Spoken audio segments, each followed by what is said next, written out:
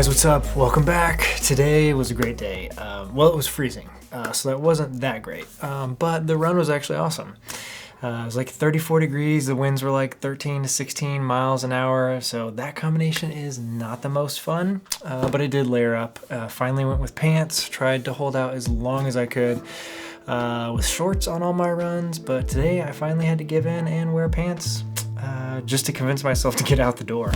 So yeah, that might sound kind of lame, but it is what it is. Motivation is kind of lacking a little bit right now.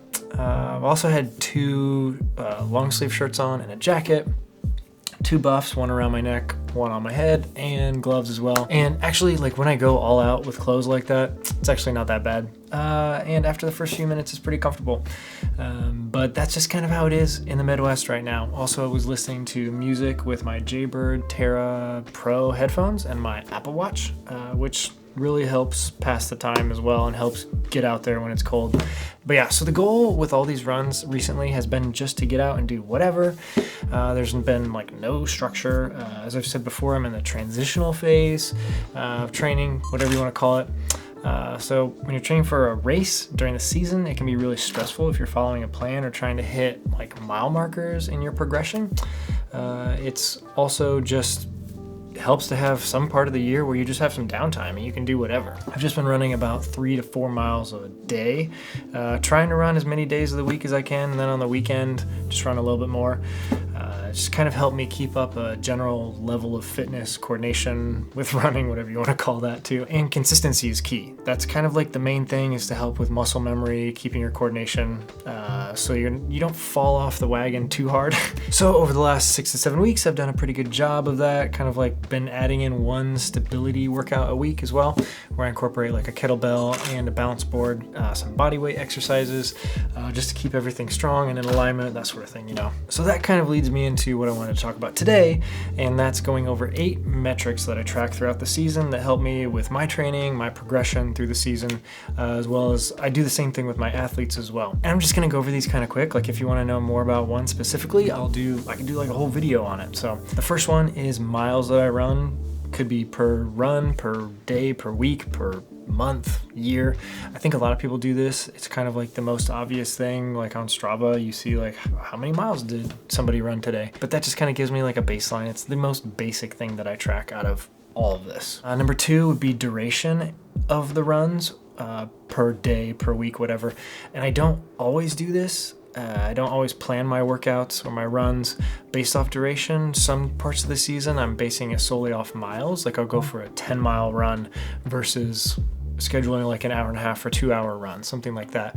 But my duration is constantly tracked so that I can show how I'm building throughout the season. And especially like during the off season, like in the winter, certain workouts are going to be totally based on time. Number 3 is TSS, and that stands for training stress score. Along with this is your CTL, your ATL, and that's like a lot of acronyms I'm throwing at you all at once, but CTL is chronic training load, ATL acute training load, and TSB is training stress balance. So all of those put together form your TSS, your training stress score. And I've talked about this a lot like on my live streams. This is kind of like how I judge my fitness throughout the whole season. My training stress score right before a race, I'm trying to get it as close to 100 as I can get. On the off season, I'm dropping it down to, could be 30 or 40. Sometimes like right now, I'm right around 50. So I'm at a pretty good spot to start training for the next season, but I'm constantly tracking all these numbers, and Training Peaks actually does a really good job of this for me, so I don't even need to do any math or anything like that. It's just done automatically based off of a lot of the metrics that are already in the run file that come off my watch. The 4th thing that I track is FTP, and yes, I know, another acronym.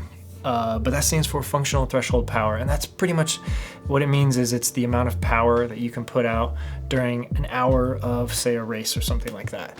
And if you track your FTP throughout the season, throughout the year, you can be able to tell if you're gaining fitness or losing fitness. The hard thing about FTP to track is that you have to do tests throughout the season to see if it's going up or down, but it can tell you whether or not you're gaining or losing fitness. Companies like Stride have started tracking this automatically. They call it critical power though, and I don't think they won't actually say that it's the same as FTP, but it's pretty much supposed to be the same thing. Over time, you'll be able to see if your critical power is going up or down based off of specific workouts that you maybe did intentionally or unintentionally.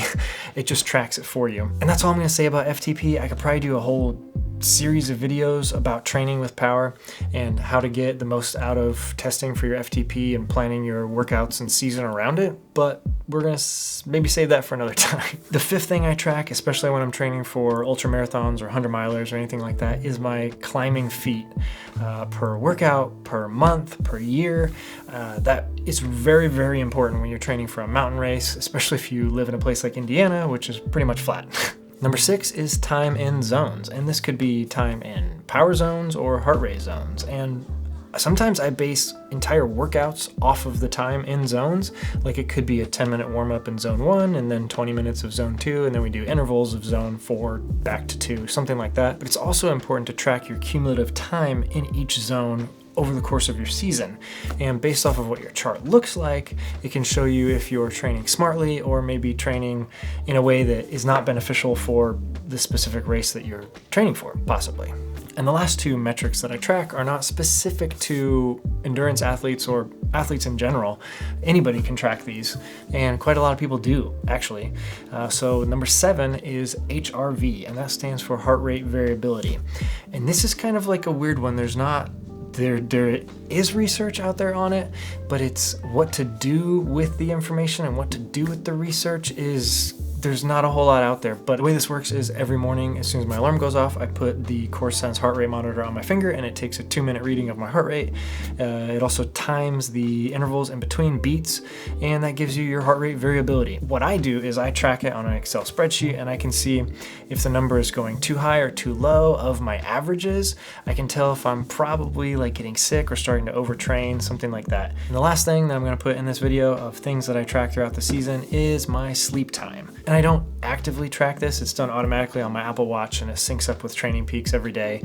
And I get a nice little chart that tells me you only got 4 hours of sleep last night. But I don't really do anything specific with that sleep data. I just try to track it, and it goes into kind of the macro information melting pot that I'm going to talk about now, is kind of like what to do with all this data.